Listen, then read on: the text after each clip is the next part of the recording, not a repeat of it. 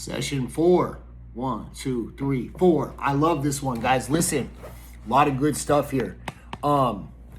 We sort of have to talk about self-belief before we can talk about anything else. This quote here, it's so a lot of times, like, guys, I read so many books, it's ridiculous. I don't know if you guys can see this, but that's my bookshelf, right? And it's right next to all the shoes I bought that I probably shouldn't have.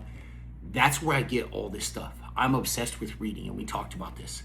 But what happens is I read so many books that, like, I start to believe stuff and I forget that I learned it in a book, so I start telling it like it's my own. I don't think any of this stuff is like my own, but I do remember reading this now, and I do have this belief. And it says, beliefs are nothing more than thoughts we've repeated over and over until we made them into our personal truths. Every belief becomes a self-fulfilling prophecy. That's why you got to be careful how you talk to yourself, man. You are responsible for talking to yourself at least as kindly as you talk to a friend. You need to treat yourself like a child that you are responsible for caring for. Because the book also says, and I might be giving away the answer to a question here, but you will never act in a way that is not in accordance with your belief about yourself.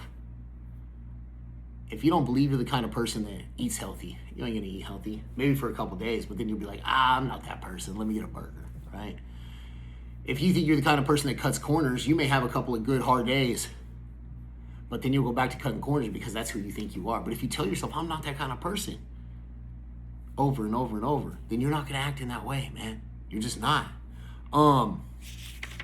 This one I believe we may have talked about, but it's, dude, it's, I'm gonna go on a tie right here, but it's at the center of how I feel about this work. Few things feel as good as the pride you feel on a job masterfully done.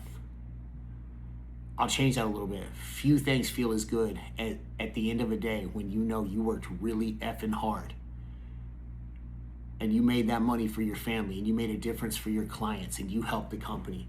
Man, on those cold, rainy days when I would come home and I get to look at my wife and my kids in the eye and just know that I did that, man. Pulling up, taking my uniform off, taking a shower. I just know that, like, I did my best that day. And my family can count on me. And those clients can count on me, man. I feel so good in those moments, you know, or when it's really hot. That's a better example for now. Like, a couple of you guys were out there on a webbing job with me and we did that damn thing. And driving home, we got to feel good, man. Feel good that we showed up for those people that needed us and we showed that we were those dudes, man. It's a really powerful feeling.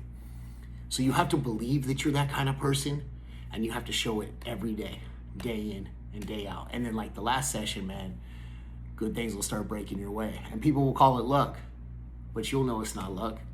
It's the result of you doing that damn thing every day. Talk to you guys soon.